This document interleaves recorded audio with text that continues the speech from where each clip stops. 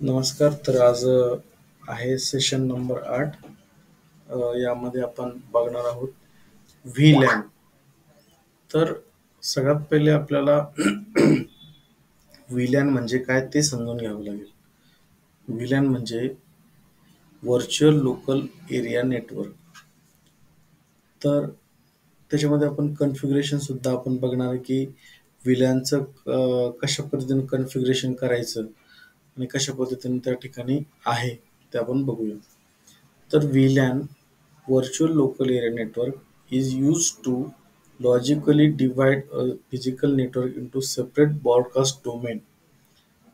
जो काही समजा लॉजिकली फिजिकल नेटवर्क मधून ब्रॉडकास्ट डोमेन मध्ये कन्वर्ट करण्यासाठी व्हर्च्युअल लोकल एरिया नेटवर्कचा यूज होतो.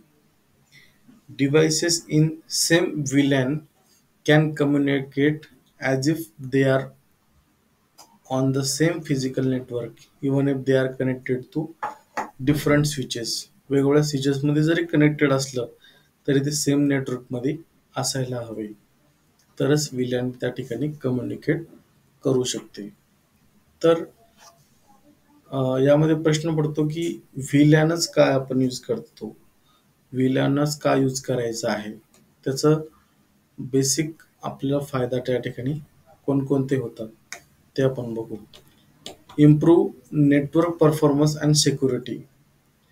नेटवर्कचा जो परफॉर्मन्स आहे आणि त्याची जी सिक्युरिटी आहे ती खूप इम्प्रूव्ह होते.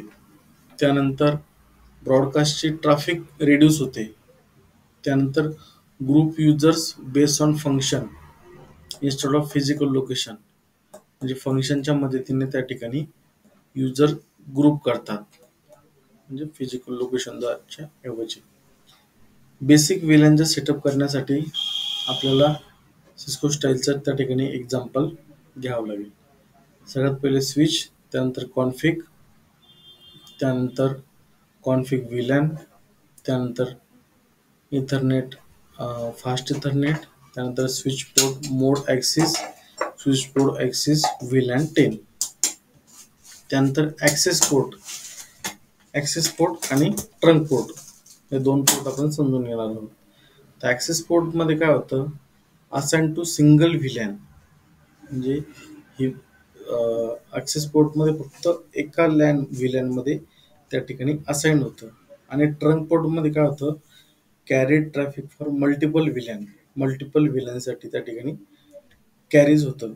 म्हणजे वेगवेगळे डिव्हाइस असतील, हब असेल, स्विचेस असेल किंवा राउटर असेल, यांच्यामध्ये त्या ठिकाणी असाइन, त्या सगळ्यांना असाइन त्या ठिकाणी होतं. तर दोघांचं वेगवेगळं त्या ठिकाणी काम आहे.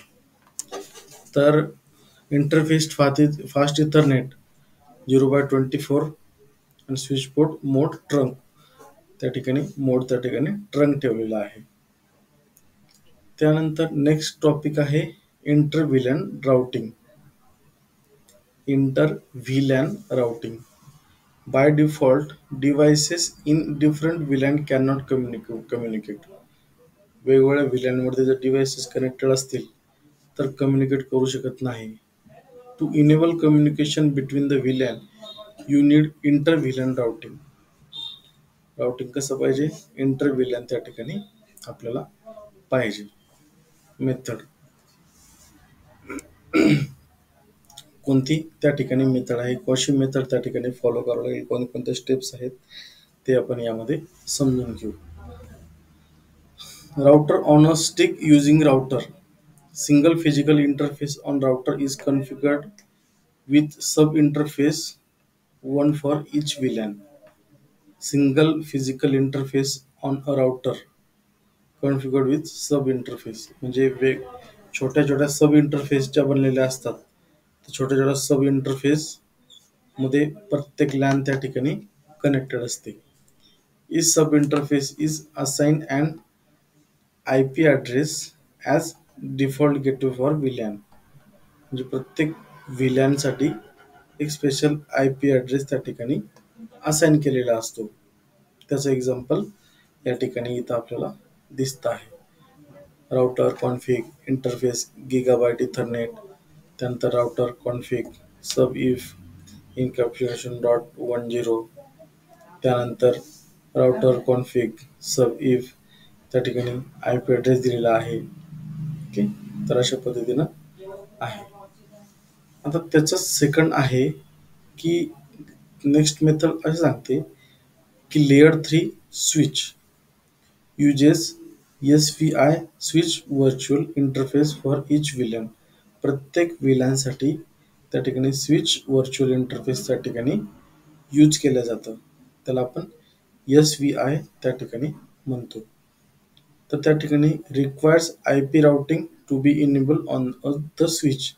स्विचवरती आपल्याला त्या ठिकाणी routing requires I P routing त्या ठिकाणी आपल्याला द्यावी लागते, स्टार्ट करावी लागते.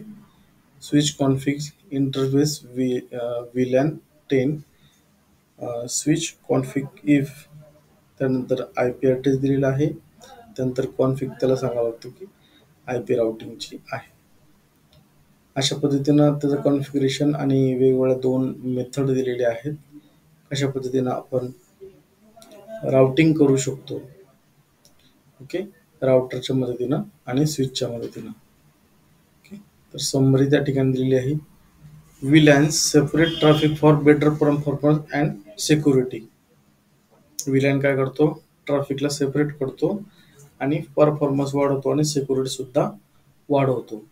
आणि inter VLAN routing connects VLAN so they can communicate.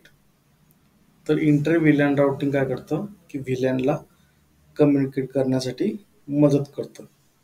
आणि trunks are essential to pass multiple VLAN across switch connection. वेगवेगळ्या स्विच कनेक्शन जे असतात त्यामध्ये मल्टिपल VLANs हे कंपल्सरी त्या ठिकाणी असतात.